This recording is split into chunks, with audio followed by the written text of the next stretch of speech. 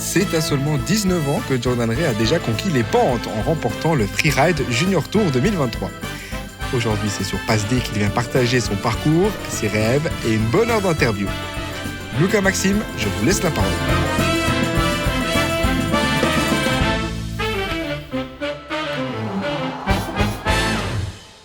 Donc Jordan, bienvenue. Merci. Merci d'avoir accepté notre invitation. Merci d'être ici avec nous aujourd'hui. Avec toi, on va évoquer ton sport, le ski freeride. On va évoquer les compétitions que tu as faites. On va évoquer un peu ce qu'il y a en dehors du ski pour toi. Mais j'aimerais commencer par la question traditionnelle. Comment est-ce que tu t'es mis au ski freeride? C'était un peu toujours mon but. Je faisais toute ma vie du ski. Puis j'ai commencé assez jeune avec l'alpin. Ensuite, j'ai arrêté autour d'11 ans et puis j'ai fait du freestyle. Ok. Puis vraiment, c'était un peu toujours mon but de finir en freeride. Du coup, quand le moment c'était bon, à 17 ans, j'ai changé. Tu as dit que c'était toujours ton but. Qu'est-ce qui te plaisait là-dedans en comparaison avec le freestyle et le ski alpin du coup? Pour ça, c'était juste un peu un mix entre les deux. C'était Ok. un peu... Et puis vraiment, tu peux faire ce que tu veux. Il n'y a pas vraiment de règles. Et alors, c'était comparé à l'alpin où c'est assez strict. Et puis le freestyle où c'est toujours les mêmes sauts. C'était assez cool de faire vraiment... Chaque jour, c'est différent. Le parcours alpin, freestyle, freeride, c'est un parcours que beaucoup d'entre vous prennent? Il y en a, ouais, pas mal qu'ils ont fait quand même. Et puis après, sinon, maintenant, avec les académies, tu peux commencer direct en freeride.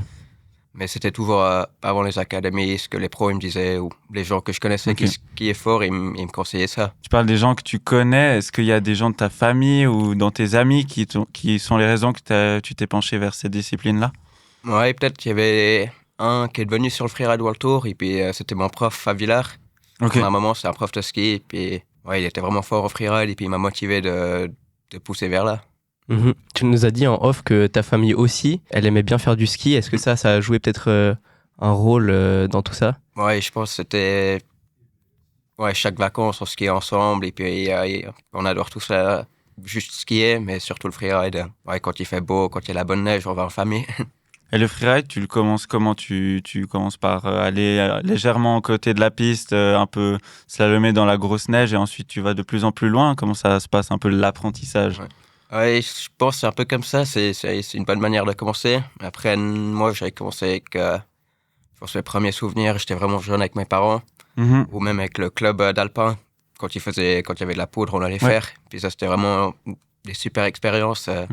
Toute une équipe, on savait pas skier dans la poudre, du coup on tombait, c'était toujours des rires. Donc c'était aussi le côté aller entre potes, aventure à plusieurs qui t'a plu. Ouais, c'était ça. Et le côté dangereux, ça t'a jamais fait peur? Ou à ta famille, ou ne sais-je? Je savais toujours que c'était là, mais après, c'était assez jeune, on était appris comment utiliser les barrivox et tout ça pour les avalanches. Puis du coup, c'était toujours mesuré. Donc c'était encadré, il y avait... Ouais. Et puis t'étais dans un club ou c'était vraiment tout seul que tu faisais ça? Quand j'avais commencé, c'était avec le club alpin, le ski club à Villars. Ouais. Puis c'est là où ils nous ont appris comment chercher les gens dans les avalanches et puis skier dans la poudre. Ok, donc il y a même Enfin, quand tu fais du ski en club, il y a même des cours de sensibilisation et tout? Ouais, surtout maintenant, si t'es dans les clubs de freeride ou les académies comme un Verbier. Même maintenant, à mon âge, chaque année, on apprend, on fait des refresh et tout ça. Trop bien, ouais. Et ouais, c'est énorme, ça aide beaucoup. Et tu skiais toujours au même endroit ou tu changeais de spot souvent? J'ai grandi à Villars, du coup, c'était toujours la station de maison. Ok. Après, j'allais souvent aux autres stations pour des courses ou des compètes. Ok, parce qu'il y a des spots qui sont bien à Villars ou à d'autres endroits en Suisse? Ouais, pour le freeride, c'était super quand je grandissais. Oui. Maintenant, c'est un peu petit quand même, mais ok. Ouais, pour grandir, c'était la station parfaite pour apprendre le freeride. Tu saurais expliquer un peu pourquoi? Et qu'est-ce qui a fait ensuite que c'était devenu trop petit? Ouais, je pense que quand t'es jeune, c'est pas vraiment des grosses falaises où tu peux tomber, il n'y a rien de trop exposé. Ok. Et c'est assez bas, il y a plein de vernes, du coup, tu vas pas tomber des grosses falaises ou te trouver dans des zones vraiment dangereuses. Au fur et à mesure du temps, je connaissais partout. Je pense que j'ai fait chaque ligne à Villars que je pouvais faire. Du coup, maintenant, j'ai bougé à Verbier pour les hivers. Okay. Oui, parce que il y a plus de terrain de jeu. Après, moi, je touche à peine les premiers pourcentages. Là, j'apprends chaque année encore des endroits. Puis c'est juste c'est énorme. Ouais. Et du coup, j'imagine que quand tu étais jeune, tes hivers, ils consistaient globalement à aller skier tous les jours, tous les week-ends. Comment ça se passait? Le plus que je pouvais, je skiais. Si je n'étais pas à l'école, je skiais. Ok. Et même des fois, quand tu étais à l'école, tu skiais? Ouais, quand même. Avec l'école, on skiait. Et puis il y avait des fois où, si c'était bien, ou si c'était une semaine, un peu de poudre, ou un jour, peut-être, j'étais un peu malade. Oui, sans faire exprès. Ouais. Qu'est-ce qui a fait que tu t'es mis de manière sérieuse, on peut dire, dans cette discipline? Est-ce qu'il y a eu un déclic ou ça s'est fait progressivement? À peu près toute ma vie, depuis que j'étais enfant, je voulais être skieur pro. Du coup, au début, skieur alpin. Hein. Après, c'était un peu trop sérieux, du coup, freestyle. Ok. Puis après, c'était un peu au freestyle où j'ai vu le freeride, c'est vraiment où je voulais finir. Ouais. Puis on avait regardé le freeride World Tour à Verbier quelques fois. Puis c'était incroyable. Du coup, chaque année, c'était mon but, faire du freeride. Ok. Quand tu dis que le ski alpin est trop sérieux, t'entends quoi par là? C'est moins de liberté? Ouais, exactement. C'est un peu les mêmes parcours chaque jour. Ouais. Je m'ennuyais un peu. Et puis aussi, je crois, à 11 ans, j'ai fait l'équipe ski Roman B. Vraiment bas, ou la régionale, une vraiment basse équipe quand même. Et puis, direct, c'était, je crois, le lever à 4h30 ou 5h pour aller skier sur les glaciers. J'étais quand même là. Ça fait un peu beaucoup, ouais. Ok, ouais. Alors que quand tu faisais du freeride, c'était plus tranquille ou c'était très intense, mais c'était pas aussi aussi cadré peut-être? Ouais, c'est assez cadré quand même, mais juste plus amusant et puis t'as plus de liberté en ce que tu fais. Chaque jour, tu vas à des endroits différents et puis tu cherches la bonne neige. Ok. T'as changé quelque chose dans ton entraînement à ce moment-là ou ça a toujours été des sorties à ski où tu descendais le plus de parois? Pendant quelques années, j'étais en freestyle en Autriche, dans une équipe anglaise. Ok. Puis du coup, on s'entraînait tous les jours en freestyle.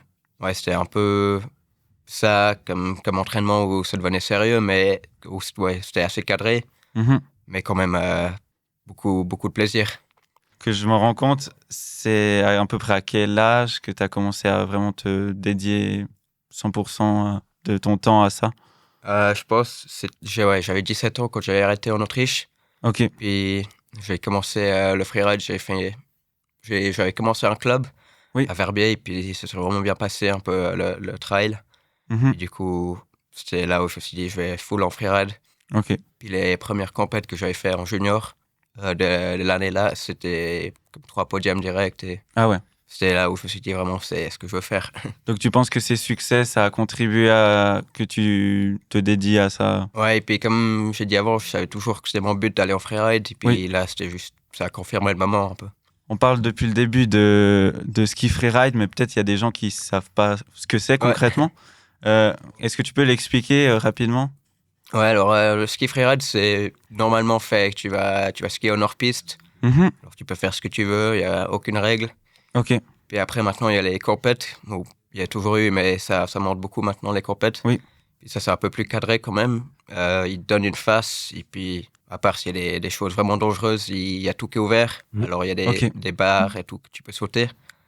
Et puis, c'est un peu ça le but, de faire le plus de points en un run. Et donc, les points sont comptés comment? Il y a des juges ou ça se passe comment? Ouais, il y a des juges, et puis ils jugent sur la fluidité, la technique un peu du ski, les airs que tu fais. Ok. Ça veut dire quoi? Les sauts. Alors, les sauts, si tu fais une figure, ça va donner des points. Puis si tu poses parfaitement, ça, c'est points. En fonction du risque et de la difficulté de la figure. Ouais, exactement. Et puis ça se passe comment pour ton apprentissage de la piste? Est-ce que, je sais pas, on te dit à l'avance c'est cette piste-là et puis tu vas descendre, ou bien c'est sur le moment? Ouais, du coup, normalement, le soir d'avant, ils te donnent la face, ou quelques jours d'avant, mais tu arrives le lendemain ou un jour avant. Puis juste, tu peux regarder avec des jumelles. Ah, tu peux pas essayer? Ouais. Du coup, tu as un essai, tu regardes, tu essaies, voilà, c'est la journée. Ok, ça c'est fou, ouais. Du coup, il y a des journées où ça fait un peu lent, tu passes toute la journée à attendre, et puis tu skis un run, et puis des fois, ça marche même pas, tu tombes. Je suppose que le plus tôt tu passes, le mieux c'est, vu que la neige sera la meilleure. Ouais, ça dépend. Tour, c'est toujours dur, quand même. Parce que tu sais moins ce qu'ils ont fait les autres. Et puis, comme tu dis, il n'y a pas de traces. Du coup, ça peut être pas facile si tu veux faire des figures, parce que tu t'enfonces plus facilement. Et puis, vers la fin, c'est aussi pas super idéal, vu qu'il y a tout qui est détruit. Un peu au milieu, c'est vraiment pas mal. en général. Et puis ça, je suppose que c'est pris aléatoirement. Enfin, comment est-ce que on définit qui c'est qui passe quand? Ouais, c'est complètement random. Ok.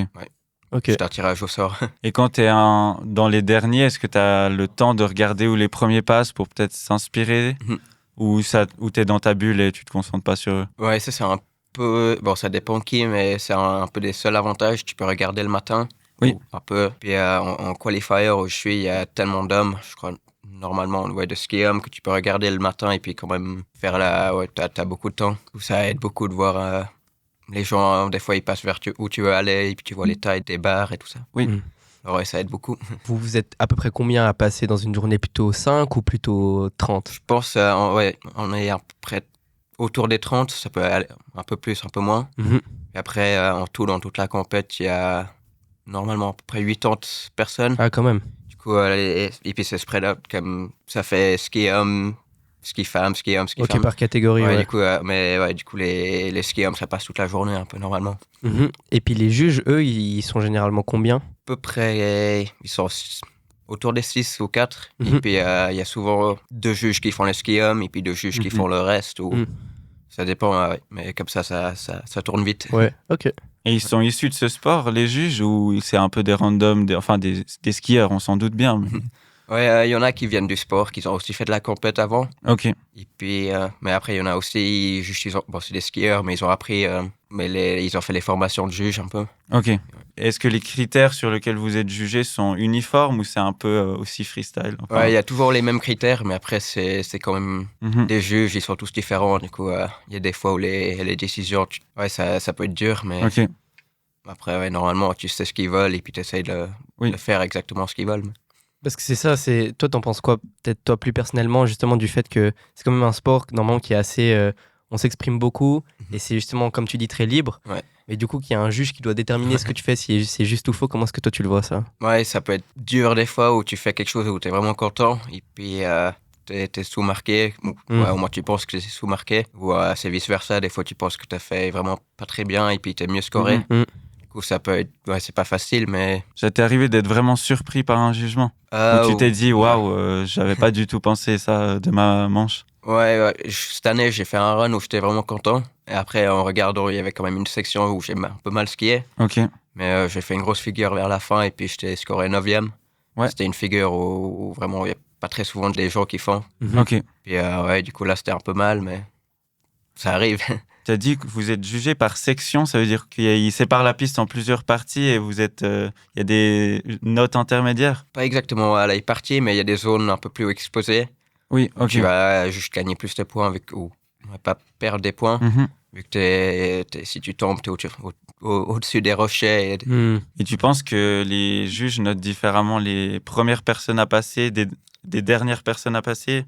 Parce qu'ils vont avoir peut-être une neige différente ou l'opportunité de voir les autres? Ouais, je pense qu'il y a une différence à ce niveau-là? De garder à peu près le même pour tout le monde. Ok. Après, des fois, peut-être, ils prennent un peu des comptes, mais ouais, ils essaient de garder assez standard pour tout le monde, je pense. Toi, quand tu reçois l'annonce de la phase que tu vas skier, qu'est-ce que tu analyses en premier? Est-ce que tu as déjà un peu un run en tête? Comment tu te prépares? Ça, normalement, je trouve une module que j'aime vraiment beaucoup, qui m'inspire plus que tous les autres. Après, j'essaie de construire un peu ma ligne autour de ça. Alors, je lis un au-dessus ou en dessous. Ouais. Puis, juste essayer de faire quelque chose qui me fait du plaisir quand même.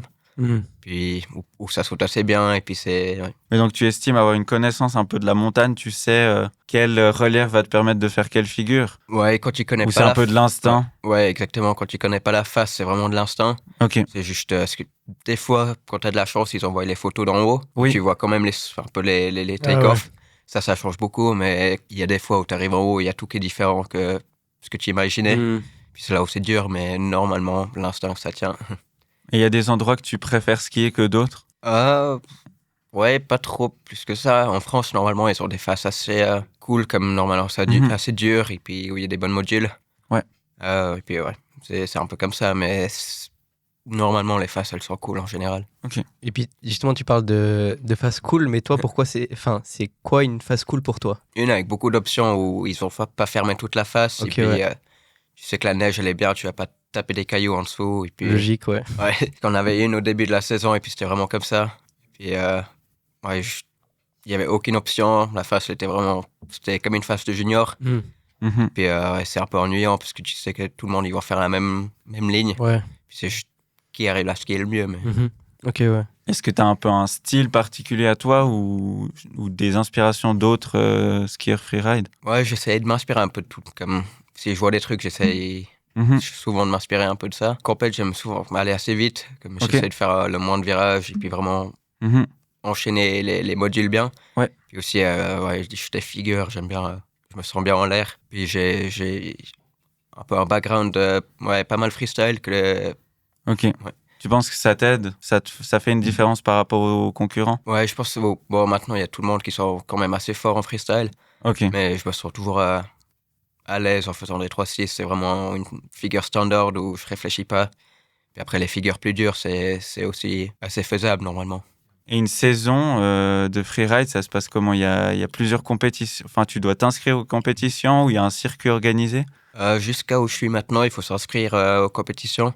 Puis c'est un peu le plus que tu peux faire. Si tu en fais 3 et puis tu les gagnes, normalement, t'es bon pour la saison. Mais après, tu t'inscris à toutes les compétitions à peu près. Puis ça fait un peu un tour en Europe. Mais après, à partir de l'année prochaine, je suis au Challenger. Puis c'est là où c'est un vrai circuit. Puis ça, c'est sur la télé. Et puis les endroits, ils sont planifiés pour toi et tout ça. Ok. Et Challenger, tu peux nous expliquer justement ce que c'est? Ouais, c'est l'étape juste entre les qualifiers où tout le monde peut faire. Oui. Et puis le Freeride World Tour, du coup, si tu fais bien en qualifier, t'es dans les top 6, je crois que c'est. Okay. Tu montes au Challenger. Puis après, si t'es dans les top 3, je crois, pour les Challengers, tu montes sur le Tour. Donc c'est un peu un système de ligue, de pyramide, ouais. Ouais. Puis c'est un assez nouveau système encore. Et puis avant, ils faisaient juste à la fin de la saison, je crois, 4 compètes. Okay. Et maintenant, ils font sur toute une saison ouais, autour de 6 compètes, je crois. Et donc ça dure de quel mois à quel mois? Je crois la première, elle est normalement en janvier. Mais après, des fois, ils doivent la repousser et puis ça va jusqu'à la fin de la saison. Et du coup, toi, au début de saison, tu planifies les compétitions auxquelles tu vas participer? Ouais, alors là, c'est assez facile. Je sais déjà plus ou moins où ils sont. Oui. Puis les dates, mais avant, c'était un peu plus dur. Il fallait planifier ouais, tout. On peut vraiment... et puis, changer plus souvent la météo. Des fois, il est repoussé. Alors, c'est un peu plus dur pour planifier, mais... Parce que, ouais, du coup, ça décale tout le calendrier. Ouais, et du coup, ouais, il faut se laisser un peu les jours entre... pour le voyage et tout ça. Puis, normalement, ça passe bien, mais... Parce que le jour de la compétition, c'est tout le même jour ou c'est sur plusieurs jours? Ouais, tout le même jour, normalement. T'as juste un peu le meeting riders le soir avant. Ouais. Puis après, le reste, c'est tout en un jour. C'est fait vite, mais... Tes compétitions, elles sont toutes en Suisse ou tu t'en fais aussi à l'étranger? Un peu partout en Europe. Ok. Il y avait une... Ouais, elle s'est fait bouger en France, mais il y avait une en Slovaquie. Ok, trop bien. Ouais. Puis bon, ça aurait été... J'étais moyennement motivé pour aller parce que ça fait un bon bout de trajet. Parce que toi, tu te déplaces comment? En avion ou plutôt en train? En van, normalement. Du coup, ouais. Ah ouais, c'est vrai que ça fait un... Ouais, ça surtout parce que... ouais, y a beaucoup de gens qui dorment aux hôtels, du coup, ça fait vite cher, mais en van, c'est pas mal. Donc, je suppose que c'est toi qui dois payer tes propres trajets pour aller aux compétitions. C'est pas les compétitions qui te défrayent les athlètes. Ouais, non. C'est... Bon, si tu gagnes, t'as du prize money, mais à part ça, c'est... Ouais, jusqu'au tour, il faut se déplacer. Et pour ce qui est du matériel, t'as plusieurs paires de skis. Elles sont différentes de celles du ski alpin. Oui, alors, j'ai du K2. Et puis, c'est des skis de freeride, normalement. Parce que je skie un peu tout le temps. Ouais. Ils sont assez épais. Ça permet juste de faire de manœuvrer plus facilement dans la grosse neige, j'imagine. Ouais. Après, ceux que j'ai, c'est quand même des skis de poudre, mais je les skie partout. Oui. J'ai l'habitude maintenant, mais... Ouais, après, t'as quand même des skis différents pour des choses différentes, mais en principe, je skie une paire de skis toute la saison. Ok. Donc, c'est seulement une paire par année, après tu changes? Oh non, ouais. Un modèle, je veux dire, et puis j'ai quelques paires, ouais, quand même. Ok. Ouais, ça tient pas très longtemps tout le temps. Parce qu'il y a beaucoup de cailloux, Ouais, il y a de l'entretien. Normalement, je fais 2 ou 3 paires par saison. Puis après, ouais, j'ai un peu des skis plus souples pour les jours où je veux m'amuser. Ouais. Et les concurrents, ils viennent d'où? Ils sont européens, ils sont mondiaux? Ouais, il y a des mondiaux, mais en principe en Europe, parce que les Américains, ils ont leur système. C'est un peu le même système, mais c'est les régions différentes. Puis du coup, les seuls un peu internationaux qu'on a vraiment, c'est les Nouveaux-Zélandais. Parce qu'ils viennent ici pour l'hiver. Parce qu'ils peuvent pas se mettre avec quelqu'un d'autre. Ouais, j'imagine. C'est ça, ouais. Ils ont les compètes en été pour nous. Puis après, ils viennent ici pour l'hiver. Est-ce que vous faites le contraire? Vous allez là-bas quand c'est l'été? Du coup, j'ai fait 2 fois là-bas, 2 étés. Puis c'était vraiment cool. Mais ouais, c'est un super spot. C'est vrai, Il y a quoi qui est différent par rapport au paysage ici en Suisse? c'est moins développé. Du coup, les montagnes où on skie, c'est un peu plus des... Bon, c'est quand même des montagnes, mais beaucoup moins basses parce qu'ils n'ont pas encore été dans leur Alpes, on peut dire. Ils sont assez récents et puis ils n'ont pas eu le temps de vraiment construire des structures. Et le niveau suisse, au niveau européen, j'imagine qu'il est assez haut? Ouais, quand même, sur le tour, il y a pas... Bon, pas en ce moment, mais il y a souvent pas mal de Suisses. Et puis en principe, ils sont assez forts. Et puis si tu pouvais, si tu en as en tête des nations justement qui dominent, parce que là tu disais peut-être la Suisse pas trop en ce moment, est-ce que c'est quoi comme pays en ce moment qui sont vraiment bons? Les Canadiens, ils sont forts. Donc eux, ils viennent jusqu'ici? Non, sur le tour, les Canadiens, ils sont forts. Mais en Suisse, en Europe, sur les qualifiers, c'est je pense les Français et puis les Suisses en général. Ok, ouais. Puis après, les Autrichiens, mais un peu, tous les pays avec la neige et puis les bonnes montagnes. Logique. Pour ce qui est du top niveau, c'est des compétitions qui sont organisées dans le monde entier ou ça reste de nouveau européen? Ouais, du coup, le Freeride World Tour, ça c'est un peu le plus gros étape, et puis ça c'est partout. Ils ont, je crois, 6 endroits partout dans le monde. Ok. Puis ils voyagent tout le temps un peu. En Suisse, on connaît assez bien l'étape de Verbier. Est-ce qu'elle représente quelque chose de spécial? Parce qu'il me semble qu'elle est assez connue. Ouais, c'est où il y a tout qu'à commencer. C'était à Verbier. Puis, et puis c'est la même phase qui ont commencé il y a 30 ans. Et alors, elle est vraiment, c'est un événement super spécial là-bas. C'est vraiment la grosse finale chaque année. Et puis, c'est pour faire là, si t'es vraiment autour, qualifié pour ça, tu sais que t'es un des meilleurs du monde. Et puis, Et toi, t'as déjà eu l'occasion de skier là-bas, à cet endroit précis? Sur la face, pas encore. À chaque année, je veux faire, mais j'ai pas encore eu l'occasion. Ok, c'est réservé pour ce jour-là? Ils ferment quand même, je pense, 1 mois et demi en avance. Comme ça préserve la neige, mais après ou avant, tu peux aller quand même. Ouais. Mais cette année, il n'y a pas eu beaucoup de neige, du coup, c'était un peu plus compliqué. Et puis dans ces années-là, justement, où c'est plus compliqué avec les conditions météo, vous faites comment? Ouais, c'est pas facile. Cette année, on a quand même eu de la chance. Il y a eu beaucoup au début. Ça a assez couvert les rochers. Ouais. Mais après, ça n'a pas beaucoup neigé dessus. En plus, alors, c'était pas vraiment de la poudre, c'était juste tu t'habitues à skier sur de la neige dure et puis... Donc c'est vraiment ça l'alternative, c'est d'aller vraiment essayer de trouver là où il y a la neige. Ouais, t'essayes de trouver où il y a de la neige. C'est ça qui est bien de Verbier, c'est tellement grand, il y a toujours un peu des endroits où il y a un peu de la bonne neige au moins. Donc je suppose que c'est très... il y a beaucoup de monde. Dans ces situations-là, ça doit être très condensé, tout le monde va un peu aux mêmes endroits, c'est ça? Ouais, c'est ça. Et puis Verbier, c'est vraiment connu pour le freeride. Du coup, il y a beaucoup de gens, surtout autour des vacances. Mais même avec ça, si tu connais assez bien les endroits, tu peux t'échapper un peu. Ok. Et au niveau de la discipline, il y a beaucoup de gens qui pratiquent ça à haut niveau ou c'est un peu une niche encore? C'est en train de devenir où ça devient discipliné. Ouais, ça rentre normalement dans les 20-30 olympiques. Ok. Et puis l'année prochaine, ils font leur premier championnat du monde pour les adultes. Wow, ok. Et alors, normalement, ça devrait vite devenir cadré et puis plus soutenu par les pays. Et qu'est-ce que tu penses qui a fait qu'il y a un nouvel engouement qui vient avec ce sport? Je pense que ça a été acheté par FIS, ceux qui font tous les courses alpins et puis tout ça, du coup, la méga entreprise de ski. Donc ça, c'est un peu structuré aussi. Ouais. Du coup, c'était il y avait beaucoup de monde qui n'étaient pas trop contents avec ça. Pour quelle raison, tu sais? Ouais, parce qu'ils voulaient garder un peu le freeride. Comme on en a parlé avant. Ouais, l'atmosphère, elle est vraiment super relax. Les gens, ils sont contents et tout ça. Très communautaire. Ouais, que ça va rester la même. Okay. C'est un peu plus cadré, où il y aura quand même, pour les plus jeunes, de l'opportunité que là, on n'a pas encore. Alors, je pense que c'est une bonne chose, mais les gens, ils vont pas changer autant que ça. Tu as parlé d'un esprit assez communautaire. Est-ce que vous soutenez pendant, avant les compétitions, vous vous donnez des conseils? Comment ça se passe? Est-ce qu'il y a un peu une coopération entre les athlètes? Ouais, normalement, t'as tes potes et puis tu vas quand même... Ok. Bon, tu vas pas dire à tout le monde où tu vas, mais tu vas vers tes Oui. proches et puis tu parles un peu avec eux. Mais après, il y en a qui sont un peu plus silencieux que les autres, où ils t'envoient, ils sont là, je vais là-bas, mais en fait, ils vont là. Mais c'est assez marrant. C'est une belle communauté avant et après les compètes. Et du coup, une saison type, ça se déroule comment? Tu as des phases d'entraînement, de préparation avant saison? Comment ça se passe?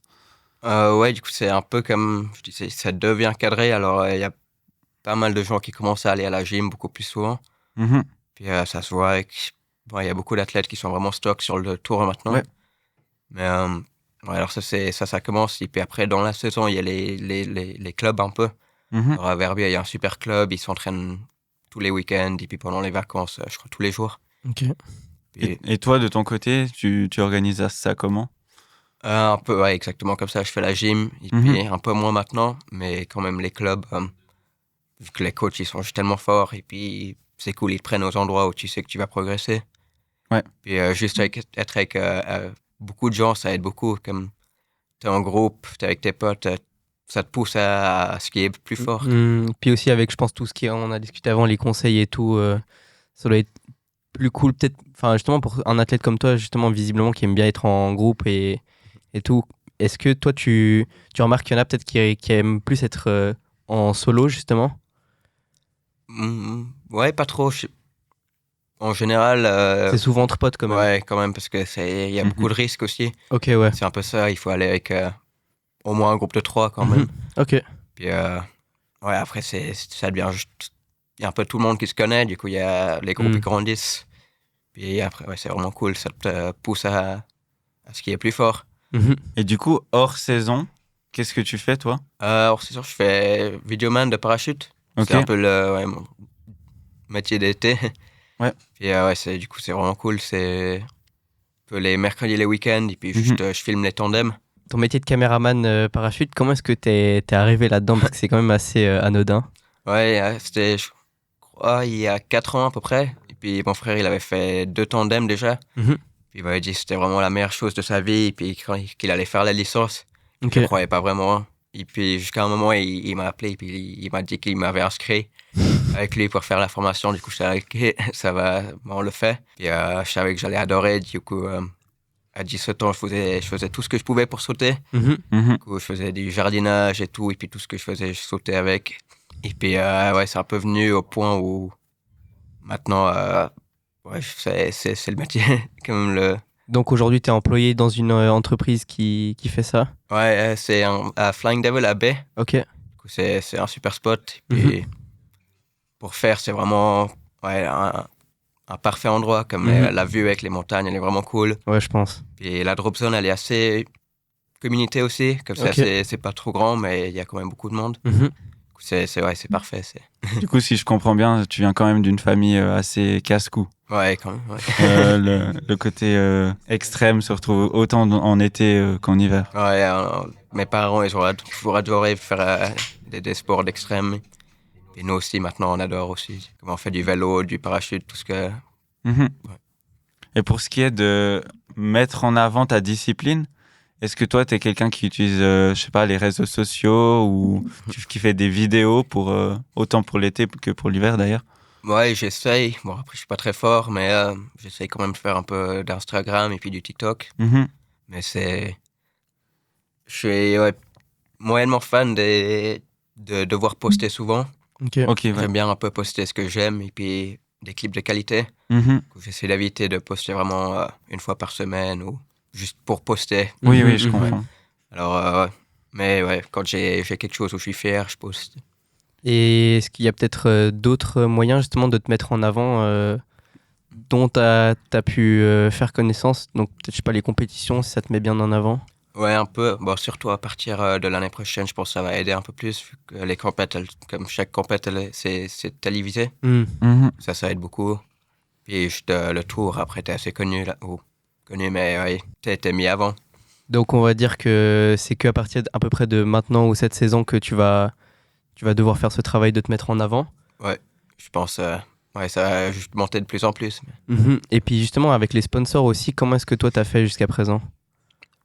J'ai eu pas mal de chance quand j'avais 17 ans. Enfin, avec K2, déjà, j'étais avec eux depuis quand j'ai commencé le freestyle. À 13 ans, du coup, ça a grandi avec. Et puis après, j'étais avec North Face depuis 17 ans. Et puis, juste, ils m'ont vu à une compète. Ouais. Puis, ils avaient commencé un peu une équipe de development pour les plus jeunes. Ok. Et ouais, ça c'était vraiment cool. J'ai fait 4 ans avec eux, je viens de finir là. Ok. Mais c'était vraiment super. Parce que ces marques, elles sont là sur les étapes du Tour d'Europe pour faire des contrats avec vous ou simplement des collaborations. Ouais, je pense ils viennent pas à toutes les compètes, mais je pense qu'il y a un peu des gens qui voient. Et puis, oui. Si ça va bien, ouais, et le mot, ça passe vite. Après, ils sont aussi un peu dans le domaine, donc ça fait du sens qu'ils soient là. Ouais. Et toi, tu cherches activement ce genre de collaboration ou tu laisses venir les gens à toi? En ce moment, je suis en train de chercher assez beaucoup. L'été passé, tout ça, je pouvais pas vraiment vu que j'étais blessé. Ouais. Mais là, avec la saison, elle s'est assez bien passée où je peux de nouveau chercher un peu. Et toi, ton but dans le long terme, c'est de vivre de ce sport ou tu sais que c'est pas trop possible? C'est quoi la situation du freeride par rapport à ça? Ouais, je pense que ça te fait. Il y en a qui ont vécu de ça, mais il faut être vraiment au top du top pendant un moment. Oui. Du coup, je pense que je vais pousser le plus loin que je peux et puis voir comment ça se passe. Prendre les choses comment ils vont. Parce qu'aujourd'hui, toi, tu fais le sport à 100% ou tu es en études à côté? Tu fais ça comment? Ouais, pour l'instant, je me dis je vais faire à 100%. Ok. Et du coup, juste avec le parachute en été, puis un peu de prof de ski en hiver, je fais. Ouais. Mais j'essaie de pousser vraiment le plus de jours à ski en hiver que je peux, comme ou je skie pour moi. Puis pour l'instant, ça va assez bien. Puis, on verra comment ça continue. Donc, depuis que tu as terminé l'école obligatoire, tu es vraiment full ski, full parachute? Ouais, plus ou moins, l'été, c'est pour le parachute, et puis l'hiver, c'est pour le ski. Et puis, à terme, tu comptes reprendre les études? Ouais, je pense dans les prochaines années, je pense que je vais quand même aller. Mais pour l'instant, j'ai pas trop réfléchi à ça. Ouais, tu préfères profiter du moment présent. Ouais, exactement. Tu vas pas penser à comment ça va être quand tu vas devoir retourner dans une classe ou... Ouais, je pense que ça va être pas facile au début, mais ça y est. Ok. Mais t'arrivais quand t'étais en études à rester concentré là-dessus ou tu savais déjà que ça t'intéressait pas et que t'étais vraiment dédié au ski? Ouais, je savais que j'étais assez dédié au ski depuis assez jeune. Mais j'ai de la chance, l'équipe où j'étais en Autriche, c'était un peu ça, c'était l'école et puis le ski. Oui. Alors là, c'était vraiment assez facile de faire les deux en même temps. Est-ce que ça existe en Suisse de telles infrastructures où tu peux faire ski et études? Ouais, pour l'alpin, assez beaucoup, comme c'est grand. En freeride, un peu moins, mais quand même, au Valais, ils ont un peu des structures comme ça. Et je crois que c'est des écoles de sport, du coup, ils font pour tous les sports. Et toi, est-ce que tu as pu bénéficier d'une telle structure ou pas? Ouais, j'étais pas en Suisse pour faire. Ok. Ouais, quand je grandissais vraiment à l'école obligatoire, où j'ai fait le diplôme américain en Autriche. Ok. Et ouais, c'est un peu compliqué tout ça, mais ça a bien marché. Et comment t'as atterri là-bas? On t'a proposé ou t'as cherché activement d'y aller? Ouais, je sais pas trop. C'était quand j'avais 14 ans et puis on avait vu que c'était une équipe vraiment qui générait des bons skieurs et snowboarders. Ouais. Puis au moment, c'était vraiment ce qui était bon pour moi, je pense. Ok. Alors c'était un peu un internat de ski et d'école. Et donc, t'es allé tout seul en Autriche et ta famille est restée ici ou ils sont venus avec toi? Ouais, et moi je suis allé là-bas tout seul. Puis du coup, je revenais de temps en temps. Mais... Et tu l'as vécu comment cette expérience? Ouais, c'était vraiment cool. C'était assez petit, du coup, c'était vraiment une famille. Et puis, j'ai adoré. Ça a appris assez tôt les structures de sport, quand même, que la discipline, et puis faire la gym. Ok, c'était ouais. important. Puis après, juste aussi se faire plaisir. C'est à ce moment-là que tu t'es dit que tu allais en faire ton métier ou tu le savais déjà de base? C'était un peu là où je me suis dit, on va pousser, comme les coachs, ils nous apprenaient que ce soit un métier quand même. Ouais. Et alors, c'était un peu structuré pour qu'on fasse ça. Et ils t'inscrivaient déjà dans des compétitions ou comment ça se passait à ce niveau-là? Ouais, c'était du freestyle là, alors c'était plus des compètes de freestyle, mais ouais, Oui. on faisait surtout dans la région. Et puis, des fois des plus grosses compètes, mais un peu juste les compètes régionaux. Ok. Et c'est à quel moment que tu as fait tes premières compétitions freeride du coup? Je crois que mon premier, j'étais assez jeune quand même quand juste pour tester, j'ai fait autour de 13 ans. Ok. Mais après, j'ai fait quelques-unes de temps en temps juste pour le plaisir ou voir comment je faisais. Puis c'était vraiment à 17 quand je me suis mis pour vraiment faire comme les premières compétitions se sont bien passées et puis c'était là où je me suis vraiment dit Et toi qui es passé par les catégories jeunes, c'est quoi la différence entre des compétitions jeunes et adultes maintenant? maintenant c'est fou le niveau ici, les jeunes ils sont vraiment forts, comme les U18 Ok. ils sont vraiment vraiment forts, mais la grosse différence c'est les faces elles sont un peu plus petites Oui, logiquement pour le ouais, niveau. exactement, mais ouais, et puis tu peux pas faire des têtes en bas, comme des backflips ou Ok. Il des saltos comme y a une ça. raison à Je ça? crois quand ça avait commencé, tout le monde se dit que vraiment il y a 10 ans, tous les jeunes ils se disaient si je fais un backflip, je pose, j'ai gagné, voilà. Ok. Et ils avaient pas le niveau, ils tombaient sur la tête, et puis Ah ouais. ouais, ils se Ouais, faisaient assez mal. ils l'ont fait par sécurité. Ouais, exactement. Ok. Mais maintenant, je pense qu'ils pourraient changer la règle. Comme il y en a qui sont vraiment, vraiment forts. Et puis, Ouais. ouais, je pense que c'est un topic assez intéressant. Mhm. Mais ouais, ils ont clairement le niveau de faire des backflips maintenant. Mais donc, ça, c'est vraiment que en junior que c'est interdit. Avec les adultes, vous Ouais, pouvez tout ce faire. que tu veux faire. Ouais. Justement, tu as dit qu'il y en a qui sont très très forts, mais justement, ceux qui sont peut-être un peu moins expérimentés, c'est peut-être pour eux qu'il y a cette Ouais. règle au final. Ouais, exactement. Je pense que c'est ça. Ils ont gardé la règle quand même. Puis après, c'est intéressant parce que aussi, ça t'apprend à faire des lignes avec pas que des backflips. Du coup, t'apprends les 3-6 et puis t'apprends à chercher un peu plus Ouais, je les vois. autres choses. Ok, ouais. T'as amené avec toi un dossard du Freeride Junior World Championship. Est-ce que tu peux m'expliquer un peu la signification pour toi de ce dossard? Ouais, là, c'était ma deuxième année au championnat du monde Mhm. junior. Alors, quand t'es jeune, c'est vraiment le plus gros event. Ouais, c'est vraiment cool. T'arrives, t'es avec tous tes potes. Oui. Il faut quand même se qualifier. Je crois qu'il faut être dans les tops de ton pays. Mhm. Puis, ouais, juste, c'est un peu les premières compètes que tu fais où il y a la télé. Et puis, si tu gagnes, tu gagnes pas mal de reconnaissance. Ok. Puis, mais juste, c'est une semaine où t'es dans l'hôtel et ils te payent tout. C'est vraiment. Ça représentait déjà une récompense pour toi ou c'était le début de quelque chose? Tu voyais ça plutôt comme un accomplissement ou comme le début? Un peu les deux, comme quand ouais, j'étais au junior, je me suis dit vraiment c'est vraiment cool, je suis dans les plus hauts des juniors. Et Ouais. puis oui, il y en a plein qui ont fait bien au junior, au championnat du monde junior, qui sont allés jusqu'à faire des carrières professionnelles. Mhm. Ouais, quand t'es là, tu te dis vraiment c'est un peu le début, mais j'ai accompli un gros truc déjà. Et du coup, ces championnats du monde, c'est une journée ou c'est le total de toute la saison? C'est une journée. Ok. On était invité pour la semaine, mais ouais, la compète, c'est une journée. Oui. Et puis, il y en a partout du monde, de Nouvelle-Zélande, Amérique, comme vraiment un peu tous les pays. Puis, c'est une compète, il n'y a pas de points. Juste, c'est tout ou rien, vraiment. Alors, il y a Ok. beaucoup de chutes. Moi, les 2 années où j'étais là, je suis tombé. Ok. Mais ouais, c'était un super événement pour les... Et pour c'était où? c'est à Kappel, normalement, en Autriche. Ok.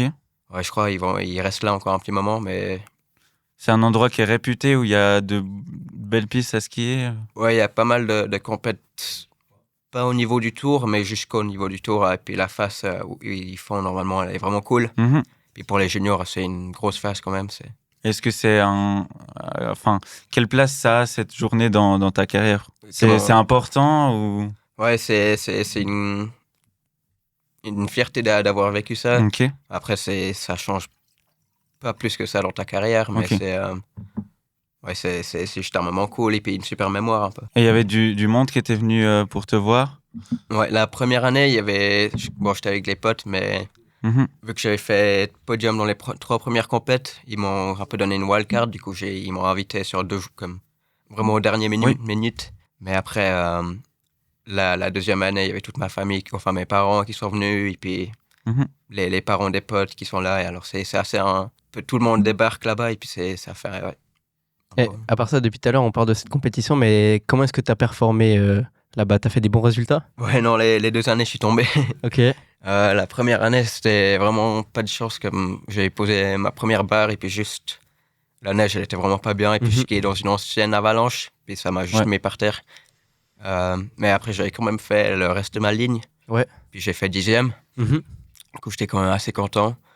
Puis deuxième année, première module aussi, j'avais perdu les 2 skis. Ah mince. Du coup, c'était dès que tu perds les skis, tu peux plus continuer. Mais Ok.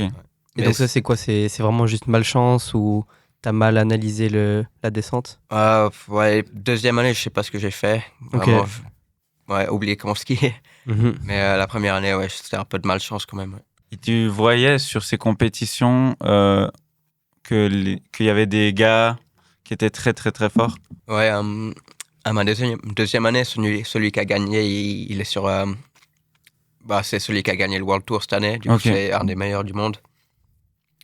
Puis lui, il était vraiment fort déjà là. Puis aussi celui-là qui a gagné cette année, les championnats juniors, lui, il est vraiment vraiment fort aussi. C'est sur quoi que la différence se fait entre un moyen et un très très bon? Enfin, vous êtes tous très bons, hein, mais... Ouais, mais juste les sauts, des fois, ils sont plus grands, comme ils posent parfaitement. Ouais. Puis la vitesse aussi, ça... Tu vois la différence, c'est vraiment, ils arrivent, ils font pas d'extra, vraiment, comme ils font pas des virages qu'ils doivent pas faire. Oui, les transitions sont plus fluides, etc. Ouais. Parce que vous êtes aussi jugé sur un aspect de temps.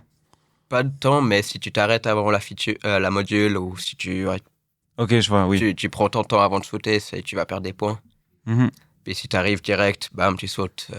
Ils aiment vraiment beaucoup ça, c'est un peu une sûreté où les juges, ils voient que tu sais ce que tu fais, t'es dans la zone où tu veux être. Oui. Et sur ce genre de compétition, il y a beaucoup de gens qui se déplacent pour les voir? Ou c'est surtout à la télé que les gens regardent?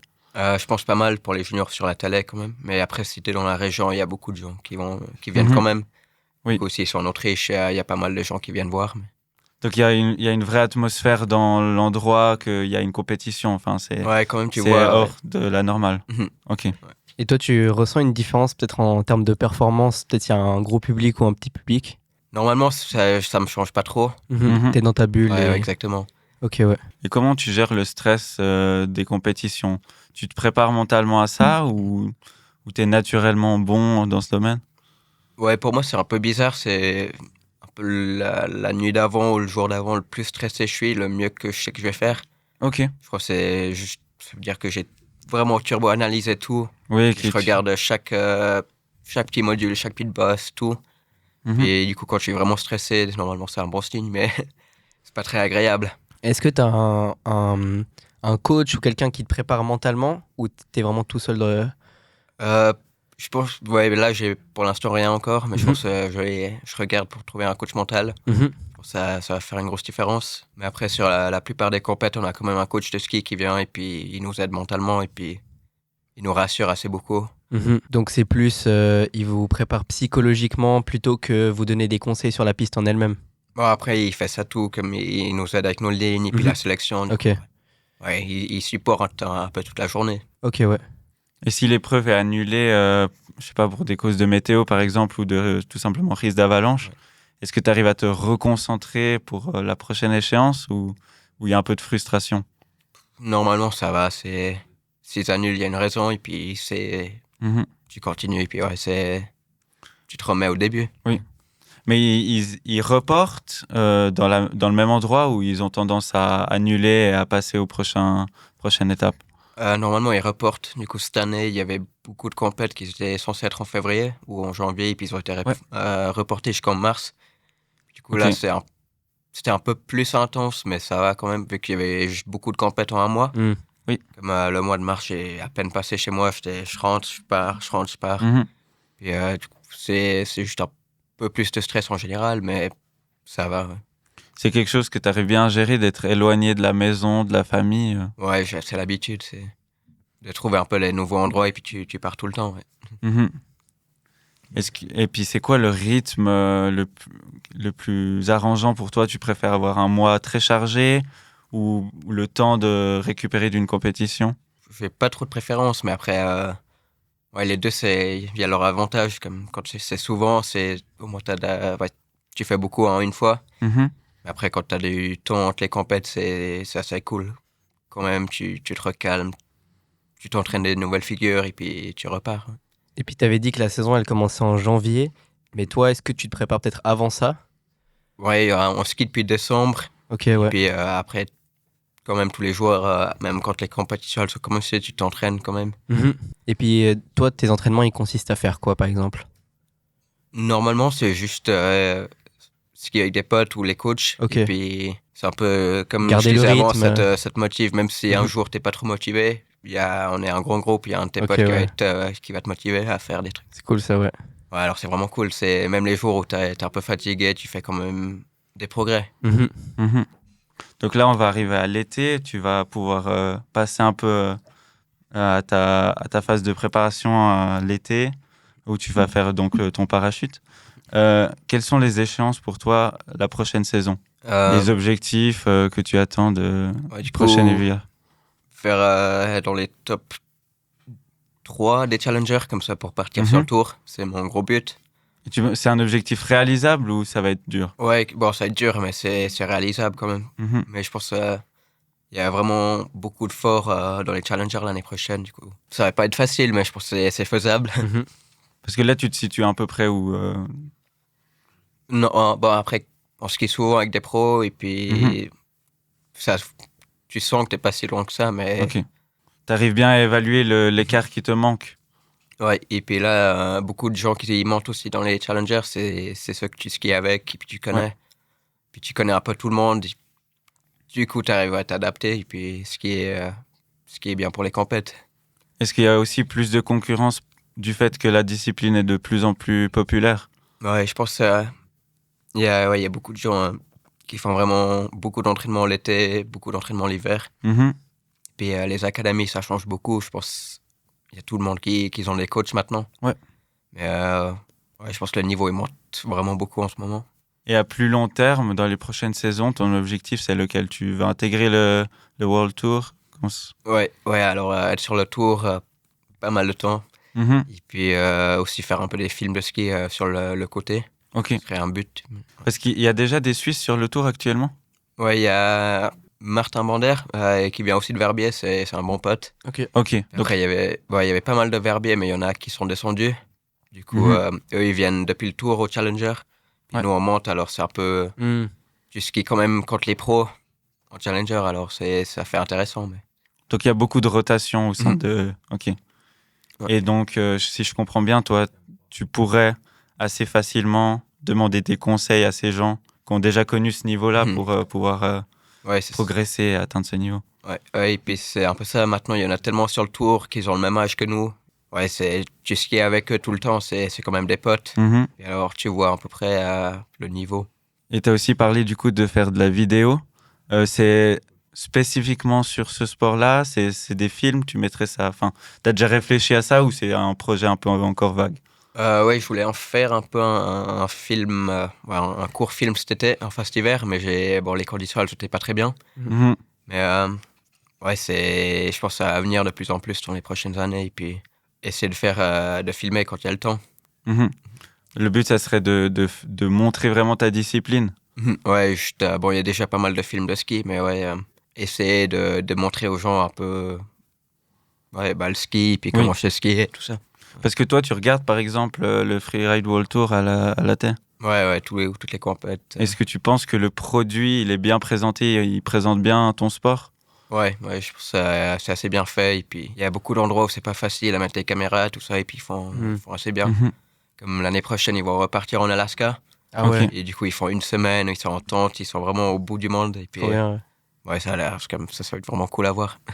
Et toi, par exemple, est-ce que tu consommes beaucoup de contenu, de vidéos d'autres freeriders, par exemple, qui feraient des vidéos, des films, des documentaires? Ouais, surtout pendant l'hiver, on regarde tout le temps des films de ski entre potes. Comme on Ouais. fait des soirées un peu comme ça, et puis ça te motive encore plus, Mhm. et puis ça te donne l'inspiration. Est-ce que tu en aurais un à conseiller que tu penses être Je bien? pense direct. Mon préféré, c'est Few Words. Ok. C'est Candy Tovex. C'est vraiment lui qui a créé un peu le ski. Mhm. Puis juste, On mettra le lien ouais, en description. ouais, c'est le documentaire de sa vie. C'est genre 1 heure, mais c'est vraiment. C'est pas nécessairement que du freeride. Il y a un peu tout, mais ça montre vraiment bien le ski en général. Et est-ce que tu as un rêve lié à ce sport? Comment Un accomplissement que tu aimerais faire ou Quelque chose que tu as dans le coin de la tête par rapport je pense quand même un titre, un titre de Freeride World Tour. Ouais. Sur la saison. Et puis, va aussi aller aux Olympiques quand il commence ça. C'est un gros rêve quand même. Parce que ça, c'est sûr que ça sera un sport olympique. Ouais, je crois que c'est assez confirmé maintenant. Ok. Ils vont tester. Mais dès 2026 ou proche? Je crois qu'ils testent dans les 2026. Mm-hmm. Puis après, dans les 2030. Ok. Ils vont faire. Ouais. Donc, c'est ton objectif d'y aller. Mm-hmm. Ok. Ouais, parce que les Jeux Olympiques, ça implique toujours donc plus de médiatisation, mais ça aussi implique parfois de changer un peu la nature profonde du sport. C'est quoi quel format de compétition tu verrais pour des JO, toi? Je pense qu'ils vont... Bon, après, c'est dur à dire, mais je vois pas comment ils pourraient changer vraiment le sport. Mm-hmm. Je pense que c'est quand même une personne qui descend la face, et puis c'est les... Oui. Ouais, je pense que normalement, ça devrait pas trop changer. Peut-être un peu plus cadré, comme ils font avec d'autres sports au JO. Mm-hmm. Mais ouais, toi, tu penses que la nature elle-même du sport, elle changerait pas trop? Ouais, je pense... je vois pas comment ils changeraient trop le sport, mais... Après, ça peut être cool de voir ce qu'ils font. Mm-hmm.